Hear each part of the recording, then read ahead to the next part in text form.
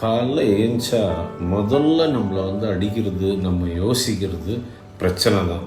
அப்படியே நாளெல்லாம் பிரச்சனையை பற்றியே யோசிச்சு ராத்திரி கனவுலையும் பிரச்சனையே தான் யோசிச்சு இதுதான் எல்லாருடைய வாழ்க்கையாகவும் இருக்குது. அவன் அப்படி பண்ணியிருப்பானோ, இவன் இப்படி பண்ணியிருப்பானோ, அது அப்படி போய் இப்படி போய் அப்படி போயிருக்குமோ, இது இப்படி போய் இப்படி போயிருக்குமோ அப்படின்ட்டு ஒன்றுன்னா நினச்சி நம்மளால் அப்படியே மூச்சு திணற மாதிரி பிரச்சனையை மட்டும்தான் யோசிக்கும்.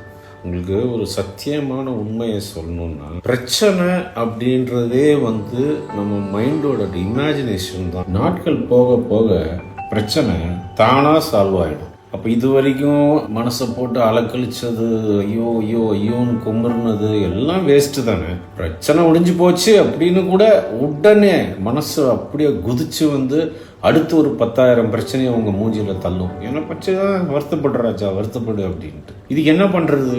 ஒன்றுமே பண்ண முடியாது. உங்கள் வீட்டில் பூஜை ரூம் இருக்கா? எல்லார் வீட்லையும் டெஃபினட்டாக இருக்கும். அப்படி எட்டி அந்த பூஜை ரூமை கொஞ்சம் பாருங்கள். அதில் கடவுள் இப்படியே அப்படி படுத்து உங்களையே பார்த்துட்டு இருப்பார். டேய், இதெல்லாம் ஏன் பிரச்சனைடா, நான் பார்த்துக்கிறேன்டா, போய் உன் வேலையை பாடுறா அப்படின்னு அவர் டெய்லி சொல்லிகிட்டே தான் இருக்காரு. நீங்கள் கேட்குறது இல்லை காது கொடுத்து. உன்னை படைச்சு உனக்கு இந்த ரோடுன்னு சொல்லி நான் போட்டு வச்சுருக்கேன், நீ எதுக்கு அனாவசியமாக இது அதுன்னு உன் மனசை போட்டு நோண்டிக்கிற அப்படின்னு அவரும் கத்தி பார்க்குறாரு. நம்ம கேட்குறது இல்லை. நீங்கள் பாட்டுக்கு மொத்த பிரச்சனையும் அவன் தலையில் போட்டுட்டு உங்கள் வேலையை பாருங்கள்.